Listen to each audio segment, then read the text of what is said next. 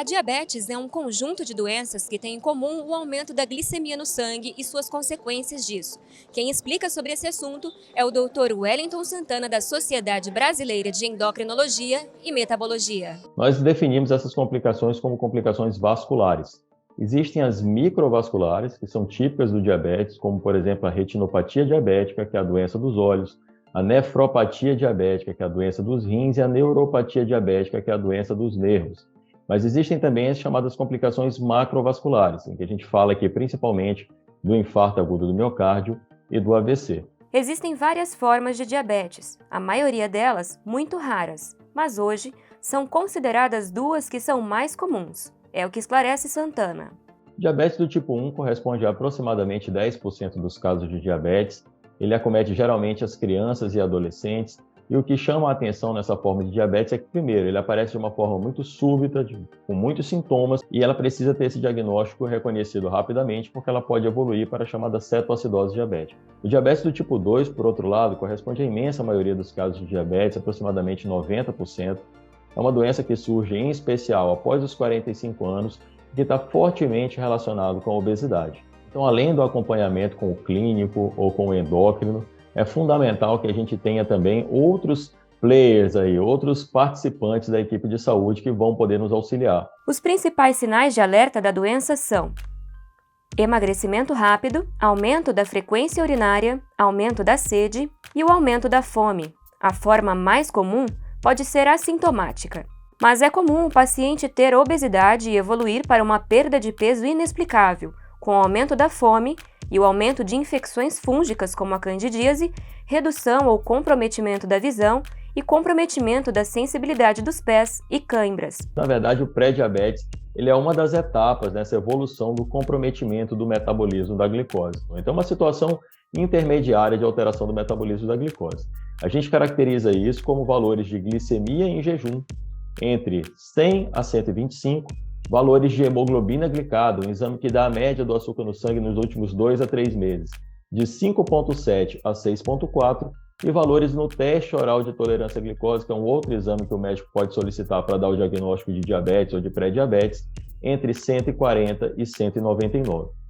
Quem tem pré-diabetes já precisa adequar seus hábitos de vida, precisa iniciar um plano de exercícios físicos regular, controlar o peso corporal. Esse é um dos fatores mais importantes na evolução do diabetes e, com isso, prevenir o desenvolvimento dessa doença. Aline conta que foram os pais que perceberam os primeiros sinais de alerta. Eu fui diagnosticada com 2 anos e 11 meses, eu estava para completar 3 anos.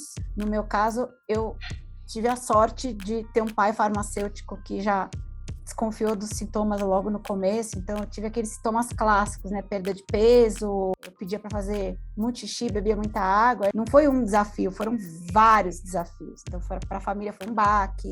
O meu pai achou que eu ia morrer cedo, a minha mãe demorou muito para aceitar. A diabetes aumenta o risco de forma significativa às complicações cardiovasculares. Nós sabemos hoje que as doenças cardiovasculares representam a principal causa de morte na população em geral. 1 de cada 3 pessoas vai morrer por doença cardiovascular. Mas na situação do diabetes, serão 2 de cada 3 pessoas. Então, o diabetes, pelo menos, dobra o risco de doença cardiovascular. E aqui eu estou falando de infarto agudo do miocárdio, do AVC, do derrame. E a gente cita aqui, por exemplo, a retinopatia diabética, que é a principal causa de cegueira em pessoas jovens. A nefropatia diabética, que é hoje a principal causa de doença renal crônica, que leva as pessoas para hemodiálise.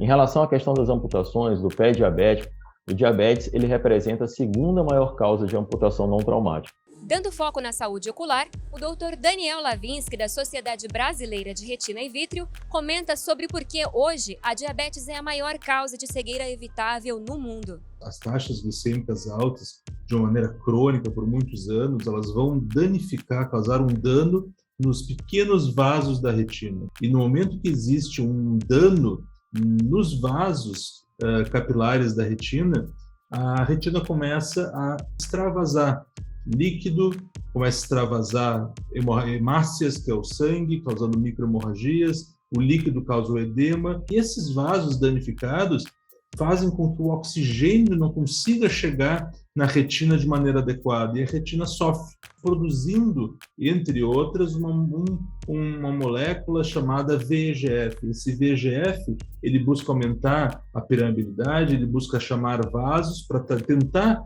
trazer esse oxigênio, mas normalmente não consegue, e isso causa o que a gente falou antes, que é o edema, e as fases proliferativas, os novos vasos da retina que podem sangrar, podem descolar a retina. Tem que fazer esse acompanhamento com o oftalmologista e, de preferência, com o retinólogo, capaz de detectar os pequenos achados que vão determinar o prognóstico. Então, quanto mais cedo iniciar o tratamento, maior a chance de ter um resultado satisfatório. Se estima, em 2025, por estudos mais antigos, que cerca de 20 milhões de pessoas podem ter diabetes. Então, essa população é muito abrangente. Faça pelo menos o mínimo que você precisa para manter a sua glicemia em ordem, porque isso vai evitar o pior. E o pior é sempre muito pior.